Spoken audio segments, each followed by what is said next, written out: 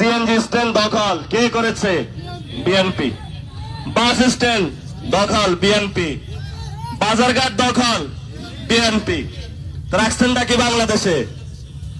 যা রাখছি ওটা এখনো বাকি আছে স্কুল কমিটি আর মসজিদ কমিটি, আগামী 1 বছর পর হয়ে এটাই সাইজ করে দিব। তো বলে মসজিদের কাজ কি?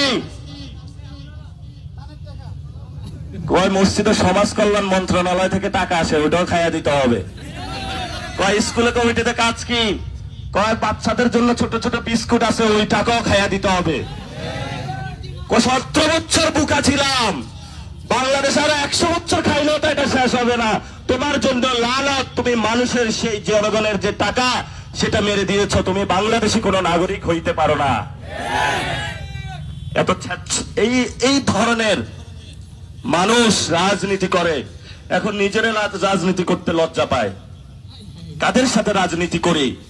কথার ঠিক নাই, বার্তার ঠিক নাই। রাতে করে মাদকের ব্যবসা, দিনে করে চাঁদাবাজি। আমি এই জন্য কোন আর টক শোতে যাইতে চাই না। ডানে ঘুরে দেখে একটা, বামে ঘুরে দেখে আরেকটা।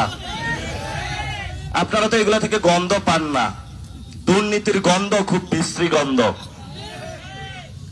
আপনার যারা সন্তান বাবারা এখানে একসাথ হয়েছেন, আপনার সন্তানকে বলবেন, বাবা তুমি অন্যায় থেকে দূরে থাকো, তুমি নির্যাতিত হয়েছ গত 17 বছর, এখন তুমি অহংকারী হইও না, আল্লাহর দিকে তাকায় হলো একটা সেজদায় পড়ে কালকে থেকে ভালো হয়ে যাও। আল্লাহ অনেক বড় ক্ষমাশীল। জনগণের যে টাকা তা ফেরত দিয়া দেন, স্কুল কমিটি টাকা ফেরত দিয়া দেন, বাস স্ট্যান্ড গুলা খালি করে দেন। যিনি বাসের ব্যবসা করে শ্রমিক তাদেরকে ছেড়ে দেন, তারা অনেক দুঃখ কষ্ট করে সারাদিন একটা বাস চালায়। সিএনজি স্ট্যান্ড ছেড়ে দেন, একটা লোক নিজের সিএনজি কেনার টাকা নাই, সেই লোক আরেকজনের সিএনজি চালায়, ওইখান থেকেও সে ভাগ বসায়। কত লজ্জা তাদের জন্য। ভাই আমি কি এতক্ষণ খারাপ কিছু বলেছি? তো এগুলা তারা করে কেন? তারা আমি কোনো লজিকে পাই না।